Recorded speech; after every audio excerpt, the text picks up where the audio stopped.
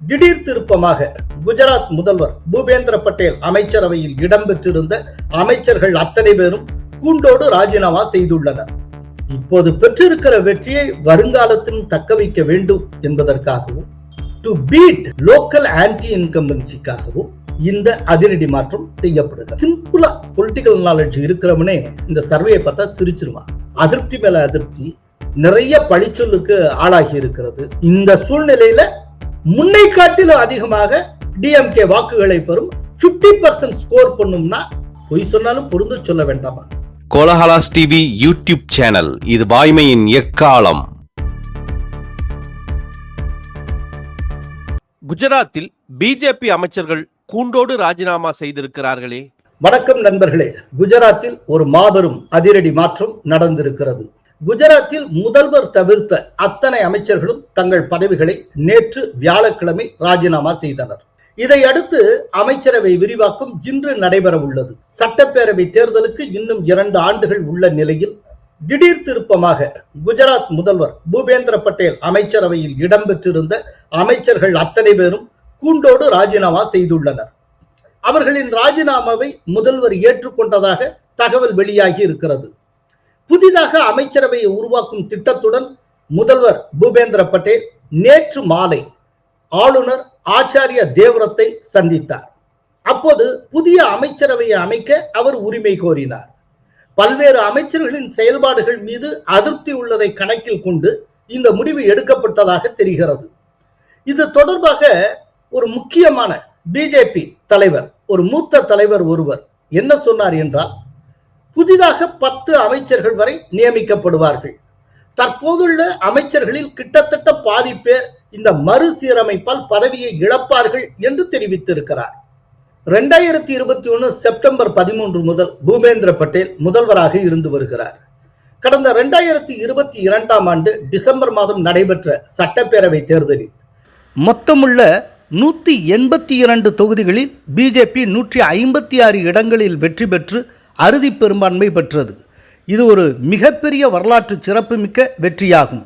இங்கு பிரதான எதிர்க்கட்சியான காங்கிரசுக்கு 17 எம்எல்ஏக்கள் மட்டுமே உள்ளனர். பூபேந்திர பட்டேல் முதல்வராவதற்கு முன் 2021 ஆண்டில் கர்நாடக முதல்வராக இருந்த எடியூரப்பா, உத்தரகாண்ட் முதல்வராக இருந்த தீரத்நாத் ராவத், குஜராத் முதல்வராக இருந்த விஜய் ரூபானி ஆகியோர் ராஜினாமா செய்திருந்தனர் என்பதை நினைவு கூற வேண்டும். அரசு மீதான அதிருப்தியை போக்க இது போன்ற நடவடிக்கைகளை பிஜேபி எடுப்பது வழக்கம். இந்த முறை முதல்வர் தவிர அமைச்சர்கள் அத்தனை பேரும் ராஜினாமா செய்துள்ளனர். கடந்த 2022 சட்டப்பேரவை தேர்தலில் விஜய் ரூபானி உள்பட எந்த அமைச்சருக்கும் சீட் வழங்கப்படவில்லை என்பது குறிப்பிடத்தக்கது. அடுத்த 2 ஆண்டுகளில் சட்டப்பேரவை தேர்தலும் இன்னும் சில மாதங்களில் உள்ளாட்சி தேர்தலும் நடைபெற உள்ள நிலையில் இந்த அதிரடி அமைச்சரவை மாற்றம் நடந்திருக்கிறது. அண்மையில் தான் குஜராத்துக்கு பிரதமர் மோடி வந்துவிட்டு சென்றார். அவர் சென்றதற்கு பிறகு நடந்திருக்கிற மிக முக்கிய அரசியல் திருப்பம் இது என்று நாம் கருத முடியும். அசுர பலத்துடன் பிஜேபி ஆட்சி செய்யும் போது அமைச்சரவை மாற்றம் செய்ய வேண்டிய அவசியம் என்ன? அதாவது பிஜேபியை பொறுத்தளவுல ஒரு பெரிய அசுர பலத்துடன் ஆட்சிக்கு வந்துட்டோம், அப்படியே அந்த 5 வருஷத்தை ஒப்பேத்துமோ அப்படிங்கிறது எப்போதுமே ஒரு பார்வையாக இருந்தது. இன்னைக்கு 182 தொகுதிகள்ல 156 இடங்களில் ஜெயிச்சாச்சு அப்படின்னா இதே லெவல் ஆஃப் கான்ஸ்டிட்யூன்சிஸ வர்ற தேர்தலில் ஜெயிக்கணும்னு அவங்க ஆசைப்படுவாங்க. ஒரு வெற்றிக்கான தாகம் எப்போதுமே பிஜேபி கிட்ட உண்டு. அப்போ தேர்தலுக்கு முன்னாலே எல்லாத்தையுமே ஸ்டடி பண்ணுவாங்க. இன்னைக்கு குஜராத்ல ஒரு லோக்கல் ஆன்டி இன்கம்பன்சி இருப்பதாக பிஜேபி தலைமை உணர்கிறது, குறிப்பா மோடி உணர்கிறார். அதாவது சிட்டிங் எம்எல்ஏக்கள் மேலே அதிருப்தி இருக்கும், இப்ப இருக்கக்கூடிய சிட்டிங் மினிஸ்டர்ஸ் மேல அதிருப்தி இருக்கும். நீங்க இந்த விதமா ஒரு சிட்டிங் எம்எல்ஏ, சிட்டிங் மினிஸ்டர்ஸ் மேல அதிருப்தி இருக்கக்கூடிய சூழ்நிலையில அவங்க மேல கை வைக்காமல் அவங்க அப்படியே அலோவ் பண்ணிட்டு இருந்தீங்கன்னா அது தேர்தல்ல உங்களுடைய வெற்றியை பாதிக்கும். அப்போ தேர்தலுக்கு ரொம்ப முன்னாலேயே சுடுக்கெடுத்தாகும். இப்ப அதைத்தான் செய்திருக்கிறார்கள். அதாவது பூபேந்தர் பட்டேல் ஆட்சி செய்வதற்கு முன்பாக விஜய் ரூபானி சிஎம் இருந்தார். அப்போ அவருடைய ஆட்சி காலத்துல குறிப்பா அவருடைய மினிஸ்ட்ரியில நிறைய அமைச்சர்கள் மேல ஊழல் புகார்கள் இருந்தன. திரும்ப ஊழல் பாதைக்கு குஜராத் திரும்புகிறது அப்படிலாம் சொல்ல ஆரம்பிச்சாங்க. இல்ல விஜய் ரூபானியும் எப்படின்னா அவங்களை கட்டுப்படுத்த முடியாதவராக இருந்தார். சோ விஜய் ரூபானியால கண்ட்ரோல் பண்ண முடியல. விஜய் ரூபானிய கண்ட்ரோலுக்கு அவங்களும் இல்ல. ஒரு கட்டுப்பாடு இல்லாமல் போய்கொண்டிருக்கிறது அப்படிங்கிற அடிப்படையில விஜய் ரூபானி உள்பட சிஎம், மினிஸ்டர்ஸ் எல்லாத்தையும் மொத்தமா களை எடுத்தாங்க. அத்தனை பேர் ராஜினாமா செய்தாங்க. அதுக்கப்புறம் தான் பூபேந்தர் பட்டேல் சிஎம் ஆக பொறுப்பேற்றார். இந்த மாதிரியான திடீர்னு ஒரு அதிரடி வைத்தியம், ஒரு விஷமுறிவு மாதிரியான ஒரு அதிரடி வைத்தியத்தை பிஜேபியில தான் நீங்க பார்க்க முடியும். இப்ப குஜராத்ல சிஎம் அலோவ் பண்ணியிருக்காங்க. அத்தனை அமைச்சர்கள் வெளியேற சொல்லிட்டாங்க. இன்னைக்கு காலை 11:30 மணிக்கு நம்ம வீடியோ வர்றதுக்கு முன்னால குஜராத்தின் புதிய அமைச்சர்கள் பதவியேற்றிருப்பார்கள் அப்படின்னு நான் நினைக்கிறேன். கிட்டத்தட்ட 20 அமைச்சர்களுக்கு மேல பதவியேற்பாங்க அப்படின்னு கூறப்படுகிறது. அதனால இப்ப நீங்க கேட்ட கேள்விக்கு நேரடி பதில் என்ன அப்படின்னா, இப்போது பெற்றிருக்கிற வெற்றியை வருங்காலத்திலும் தக்க வைக்க வேண்டும் என்பதற்காகவும், டு பீட் லோக்கல் ஆன்டி இன்கம்பன்சிக்காகவும் இந்த அதிரடி மாற்றம் செய்யப்படுகிறது. இந்த பதில சொல்றப்போ இதுல கிளை கேள்வி ஒண்ணு இருக்கு. அது என்னன்னா, அமைச்சர்களை கட்டுப்படுத்த தெரியல, அதனால விஜய் ரூபானி உள்பட அத்தனை பேரையும் களை எடுத்தாங்கன்னு சொல்றேன். இப்பவும் பாத்தீங்கன்னா அமைச்சர்கள் அத்தனை பேரையும் தான் ராஜினாமா செய்ய சொல்லியிருக்காங்க. அப்படின்னா அமைச்சர்கள் மேல ஏதோ குற்றச்சாட்டு இருக்கு, ஏதோ பிரச்சனை இருக்கு பல அமைச்சர்கள் மேல அப்படின்னு நமக்கு தெரியுது. அப்படின்னா இப்பவும் தானே இப்ப இருக்கிற சீஃப் மினிஸ்டர் பூபேந்தர் பட்டேலும் தானே அவங்களை கட்டுப்படுத்தல. ஆனா பூபேந்தர் பட்டேல் மட்டும் இப்ப கண்டினியூ ஆறாரு, இவரை ராஜினாமா செய்ய சொல்லி அது ஏன் அப்படின்னு கேட்கலாம். பூபேந்தர் பட்டேலை பொறுத்தளவு சில ஸ்பெஷல் கன்சிடரேஷன்ஸ் இருக்கலாம். இன்னொன்னு, அவர் அமைச்சர்களை கட்டுப்படுத்துவதற்கான பல்வேறு முயற்சிகளை மேற்கொண்டிருக்கலாம். அதுல பார்ஷியலா அவர் சக்சஸ் பண்ணியிருக்கலாம். ஆனால் அவர் கட்டுப்படுத்த முயற்சி செய்தும் கட்டுப்படுத்தாத அமைச்சர்கள் அவங்களே இப்ப வீட்டுக்கு அனுப்புவாங்கன்னு நான் நினைக்கிறேன். இப்ப கட்டுப்பட்டு சரியாக இருக்கிற அமைச்சர்கள் தொடர்வதற்கு வாய்ப்பு உண்டு. ஆல்ரெடி இப்ப எக்ஸிஸ்டிங் மினிஸ்டர்ஸ்ல 50% ஆஃப் மினிஸ்டர்ஸ் கண்டினியூ ஆவாங்க அப்படின்னு தான் சொல்லப்படுகிறது. எந்த அமைச்சர்களை மாத்தணுமோ அவங்க மட்டும்தான் மாற்றப்பட உள்ளார்கள். இப்ப விஜய் ரூபானி கேஸ்ல என்னன்னா மொத்தமா அத்தனை பேரும் கல்யாணம். அதை விட ரொம்ப முக்கியம், அதுக்கு அடுத்து வந்த எலெக்ஷன்ல விஜய் ரூபானி உள்பட எந்த அமைச்சர்களுக்கும் சீட்டே வழங்கல, அவங்களுக்கு டிக்கெட்டே கிடைக்கல. அந்த ஒரு மிகப்பெரிய அதிரடி அறுவை சிகிச்சைக்கு பிறகுதான் நினைச்சே பார்க்க முடியாத ஒரு வரலாற்று வெற்றியை பிஜேபி பதிவு செய்தது. திமுக கூட்டணிக்கு 50% வாக்குகள் கிடைக்கும் என்று திமுக சர்வே கூறுவதாக தி பிரிண்ட் செய்தி வெளியிட்டிருக்கிறதே. எஸ், இப்படி திமுகவா சொல்லிட்டா தான் உண்டு, ஏன்னா வேற யாரும் சொல்ல முடியாது. இதுல என்ன பிரிண்ட் சொல்லி இருக்குன்னா, திமுக ஒரு இன்டர்னல் சர்வே எடுத்ததாகும். ஒவ்வொரு தொகுதிக்கு 1000 பேருக்கும் மேல இருக்கக்கூடிய ஒரு சாம்பிள் சைஸோட ஒரு பிரம்மாண்டமான கருத்து கணிப்பை திமுகவே நடத்தி இருப்பதாகவும், இந்த நடத்தி இருக்கக்கூடிய அந்த சர்வேயை நாங்க அக்சஸ் பண்ண முடிஞ்சது, எங்க கைக்கு அது கிடைச்சது அப்படின்னு ஏதோ ரகசியமா அவங்கள்ட்ட இருந்து கைப்பற்றி இவங்க போட்ட மாதிரி பிரிண்ட் ஒரு பில்டப் கொடுத்திருக்கிறது. அதெல்லாம் ஒண்ணும் கிடையாது. டிஎம்கே சைட்ல இருந்து அவங்க கொடுத்திருப்பாங்க, கொடுத்ததை பிரிண்ட் போட்டிருப்பாங்க. இன்னும் இதே சர்வே நம்முடைய திமுக ஆதரவு காட்சி ஊடகங்கள்ல விரைவிலேயே இன்னைக்குலேருந்தே உலா வர தொடங்கும். அதையும் இப்பவே சொல்லிடுறேன். சரி, இந்த பிரிண்ட் வெளியிட்டு இருக்கக்கூடிய திமுகவின் சர்வேல என்ன சொல்லப்பட்டிருக்கு அப்படின்னா, என்டிஏவுக்குள் விஜய் வந்தால் விஜயை உள்ளடக்கின என்டிஏ கூட்டணிக்கு 35% தான் கிடைக்கும், ஆனா டிஎம்கேக்கு 50% கிடைக்கும் அப்படின்னு சொல்லியிருக்கு. அதுக்கு அடுத்தாப்புல ஒருவேளை என்டிஏவுக்குள்ள விஜய் வரலன்னு வச்சுப்போம், அப்ப டிஎம்கே கூட்டணிக்கு 45%, விஜய்க்கு 23%, என்டிஏவுக்கு 22% கிடைக்கும் அப்படின்னு டிஎம்கே சொல்லி இருக்கிறது. இதுல ஓரளவுக்கு சிம்பிளா பொலிட்டிக்கல் நாலேஜ் இருக்கிறவனே இந்த சர்வேயை பார்த்தா சிரிச்சிருவான். இது முதல்ல இது சர்வே இல்ல, ஜஸ்ட் குக் பண்ணது அப்படிங்கறது ஈஸியா புரிஞ்சுக்கலாம். போற போக்குல இவங்களா ஒரு ஃபிகர்ஸ் எழுதி ஒரு பில்டப் கொடுக்கறது. இந்த எப்போதுமே எலெக்ஷன் நெருங்குறப்போ தனக்கு தோல்வி உறுதி அப்படிங்கிற மாதிரியான ஒரு எண்ணத்துக்கு டிஎம்கே வர்றப்போ சர்வேல அவங்க கை வைப்பாங்க. அது சில ஊடகங்கள் மூலமா செய்வாங்க, சில நேரத்துல அவர்களே செய்து ஊடகங்களுக்கு கொடுப்பாங்க. ஏதோ ஒன்று நடக்கும். உங்க எல்லாருக்கும் நினைவுல இருக்கும்னு நினைக்கிறேன், 2016 ஆண்டு தேர்தல் நடக்கிறதுக்கு, அதாவது தேர்தலுக்கு ஜஸ்ட் சில நாட்களுக்கு முன்னால ஒரு பிரபலமான தமிழ் நாளேடு ஒரு பிரபலமான காட்சி ஊடகத்தோடு இணைந்து கருத்து கணிப்பு நாங்கள் நடத்தினோம் அப்படிங்கிற பேர்ல இவங்களா ஒரு கருத்து கணிப்பை வெளியிட்டாங்க. அந்த கருத்து கணிப்பின்படி டிஎம்கே அப்படியே ஸ்வீப் பண்றதாகவும் ஏடிஎம்கே படுதோல்வி அடைவதாகவும் அப்படியெல்லாம் ஒண்ணு கிளப்பி விட்டாங்க.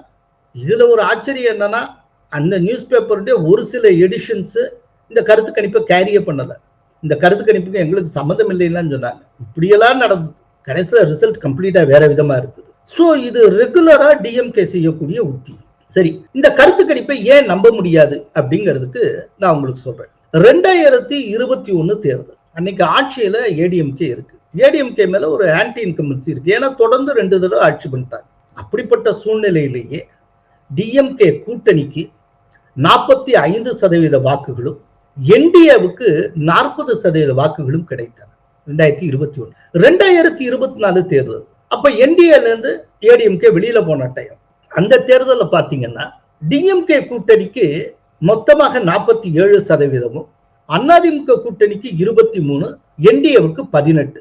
இப்ப இன்னைக்கு இருக்கிற என்டிஏன்னு கணக்கு பண்ணீங்கன்னா கிட்டத்தட்ட 41%. சோ டிஎம்கே கூட்டணிக்கு 47, என்டிஏவுக்கு 41% வாக்குகள் கிடைத்தது. கொஞ்சம் யோசிச்சு பாருங்க, டிஎம்கே இதுக்கு முன்னால வாங்கின வாக்குகளே 45, 47%. அப்படிங்கிறப்போ இன்னைக்கு டிஎம்கேக்கு எதிரான அதிருப்தி உச்சகட்டத்துல இருக்கிறப்போ எப்படி டிஎம்கே கூட்டணி 50% தொட முடியும்? ஒரு பொய் சொல்றது முடிவு பண்ணிட்டு அது கொஞ்சம் பொருந்த சொல்ல வேண்டாமா? இன்னைக்கு திரும்பின இடம்லாம் டிஎம்கேக்கு எதிரான அதிருப்தி. அதுலயும் கரூர் சம்பவத்துக்கு பிறகு மொத்த மனநிலையும் மாறி இருக்கிறது. டிஎம்கே குற்றவாளி போல மக்கள் பார்க்க தொடங்கி இருக்கிறார்கள். இல்ல அப்படின்னு சொல்லிட்டு விஜய குற்றவாளியாக்கக்கூடிய முயற்சியில டிஎம்கே ஆதரவு காட்சி ஊடகங்கள் முனைந்து பாடுபட்டாலும் அது மக்கள் மத்தியில எடுபடவே இல்லை.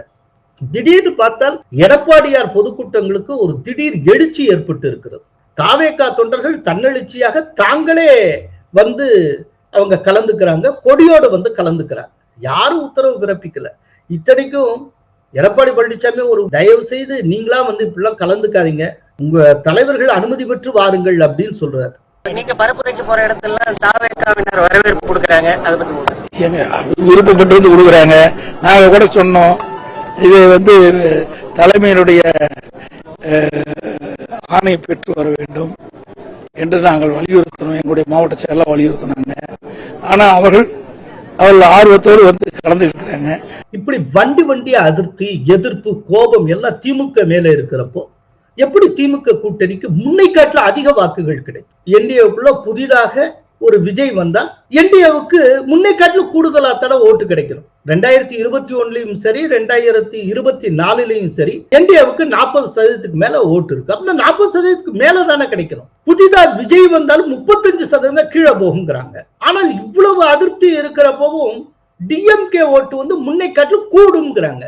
இதை விஞ்ஞானபூர்வமாக விளங்கிக் கொள்ள முடியும். பொதுவா டிஎம்கே எது செய்தாலும் விஞ்ஞானபூர்வமாக செய்யக்கூடிய ஒரு கட்சி. ஆனா இந்த சர்வே ரிசல்ட் மட்டும் விஞ்ஞானபூர்வமற்ற முறையில் இருக்கிறது. இது ரொம்ப ஆச்சரியமா இருக்கு. டிஎம்கேக்கு எதிராக அதிருப்தி எழுவதற்கு ஆயிரம் காரணங்கள் உள்ளன. எத்தனை காரணங்களை அடுக்கிறது? இப்போ ஒண்ணும் இல்ல, பாட்டிலுக்கு 10 ரூபாய் ஊழல் எடுத்துக்கங்க. தொடர்ந்து இதை வந்து எடப்பாடி பழனிசாமி அம்பலப்படுத்தி கொண்டே வருகிறார். தமிழ்நாட்டில் 6000 டாஸ்மாக் கடைகள் இருக்கின்றன. நாளொன்றுக்கு 1.5 கோடி பாட்டில்கள் விற்பனை செய்யப்படுகின்றன.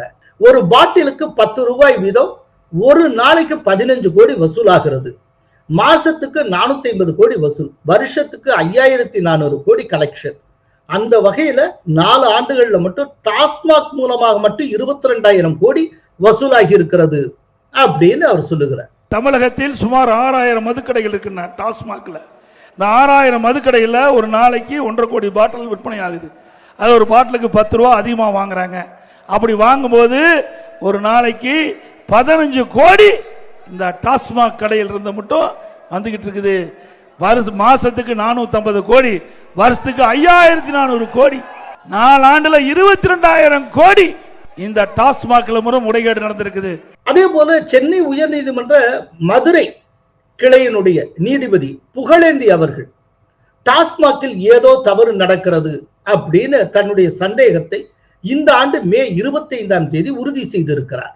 அதே போல பாருங்க, நாமக்கல் திருச்செங்கோடு பகுதியில் கிட்னி திருட்டு, இது சம்பந்தமா ஸ்பெஷல் இன்வெஸ்டிகேஷன் டீமுக்கு சென்னை உயர்நீதிமன்றம் உத்தரவிடுகிறது.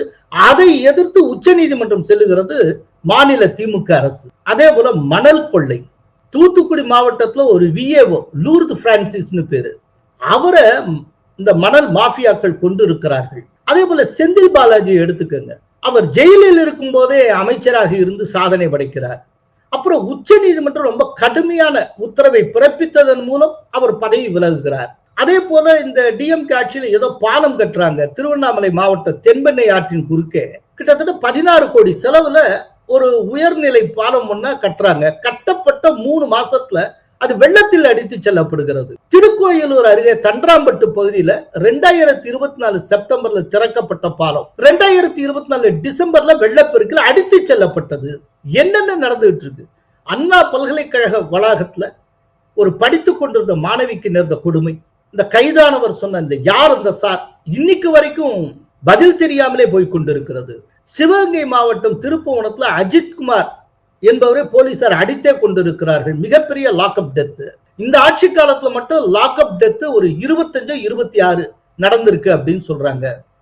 அதே போல கரூர்ல செப்டம்பர் 27ஆம் தேதி விஜய் கூட்ட நெரிசலில் சிக்க 41 பேர் பலியாகி இருக்கிறார்கள்.